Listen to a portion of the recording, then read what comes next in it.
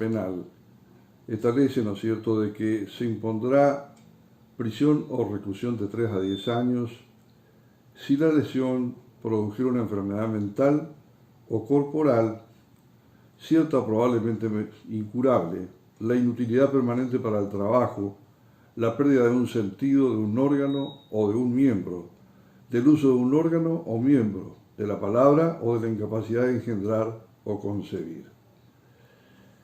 La enfermedad mental o corporal, cierta o probablemente incurable, así como dice Eusebio Gómez, ¿no es cierto?, autor de proyectos de reforma del Código Penal argentino, el pronóstico médico asume una importancia principalísima que impone al experto una extrema cautela y a la justicia el más estricto control.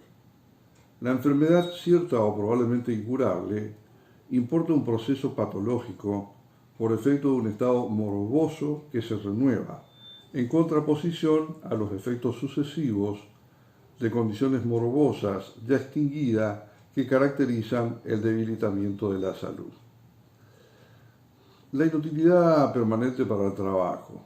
Se trata de la misma afección laboral, ¿no es cierto?, que la prevista en el Ordinal 90, cuando desarrollamos el tema de las lesiones graves, con la diferencia que en este caso la misma debe ser de carácter permanente y no temporal.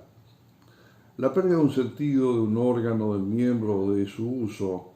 Cuando analizamos las lesiones graves, hicimos referencia a que éstas se caracterizaban por el criterio de debilitación.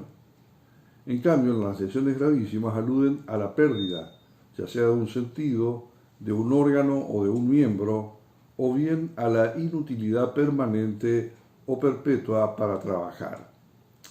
En el concepto de lesiones gravísimas, la extensión del vocablo órgano atrapa tanto a la pieza anatómica que realiza autónomamente una función como al conjunto de órganos que la cumplen.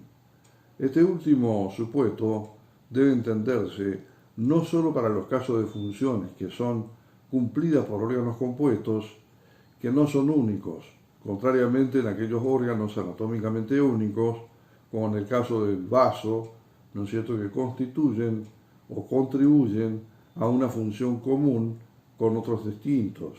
La extirpación de esta pieza anatómica da lugar, ¿no es cierto?, a la existencia de una lesión gravísima. Pérdida de la palabra. Aquí no se trata de una dificultad permanente como las lesiones graves, sino que se refiere a la pérdida absoluta de la posibilidad de darse a entender por medio de la palabra. También en este caso es indiferente que se conserve la facultad de emitir sonidos, pero sin la posibilidad de articular. En cambio, si el sujeto puede expresarse, aunque sea defectuosamente, el hecho constituirá una lesión grave y no una lesión gravísima. El delito no se excluye por la circunstancia de que la pérdida de la palabra pueda suplirse por medio de procedimientos especiales que permitan comunicar las ideas a terceros, por ejemplo, signos, palabras escritas, vocalización no lingual, etc. La pérdida de la capacidad de engendrar o concebir. La ley se refiere a los casos en que la lesión produce una incapacidad para reproducirse. Serían los casos de esterilidad por cualquier medio que sea. No se da la hipótesis, en cambio, cuando solo se ocasiona impotencia para realizar el acto sexual, es lo que nosotros conocemos como impotencia coeli, si la facultad de reproducción permaneció incólume, vale decir que no hay, ¿no es cierto?, un grado de impedimento, ¿no es cierto?, para que eventualmente pueda engendrar. Por ejemplo, que el hombre siga produciendo espermatozoides, pese a la destrucción de su miembro viril. Sin embargo, en estos casos, el hecho implicaría una lesión gravísima, pues significa la pérdida del órgano de reproducción, generando también la pérdida de la función sexual. Y ya vimos que lo que se regula siempre es la cuestión funcional. Pues el delito analizado puede cometerse inclusive contra niños, aunque todavía no tengan capacidad sexual desarrollada, pues la capacidad para engendrar o concebir puede ser tanto presente como futura. En cambio, no puede cometerse contra un anciano o una persona que haya perdido dicha capacidad. Yo me inclinaría a no hablar del término anciano, ¿no es cierto?, porque los avances de la medicina moderna y eventualmente de la farmacopea ha posibilitado una prolongación de esta actividad del sujeto, pero no se darían los presupuestos cuando esta persona ya ha perdido su capacidad por otra cuestión o por otra vía.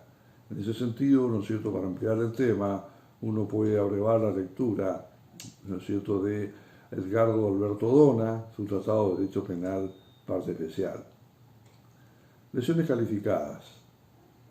El artículo 92 del Código Penal establece que si concurriere alguna de las circunstancias enumeradas en el artículo 80, la pena será en el caso del artículo 89 de 6 meses a 2 años. En el caso del artículo 90, de 3 a 10, y en el caso del artículo 91, de 3 a 15 años. Vemos, ¿no es cierto?, cómo se van incrementando los montos de punición en función del tipo de lesión que fuere, ya sean leves, graves o gravísimas. Como se advierte entonces, se eleva la penalidad cuando las lesiones sean leves, graves o gravísimas si se den las circunstancias calificantes previstas por el artículo 80 del Código Penal, es decir, aquellas calificantes basadas en la calidad del sujeto pasivo, como la madre que agrede físicamente a su hija, o al método o medio empleado, ¿no es cierto?, para provocarla, por ejemplo, en el caso de la alevosía, o en fin, de cualquier otra de las circunstancias que se encuentren detalladas en el artículo referido a los homicidios agravados, como ser el hecho de actuar en forma premeditada, con el concurso de 2 o más personas, con el designio común de provocar daños en el cuerpo o en la salud de la víctima.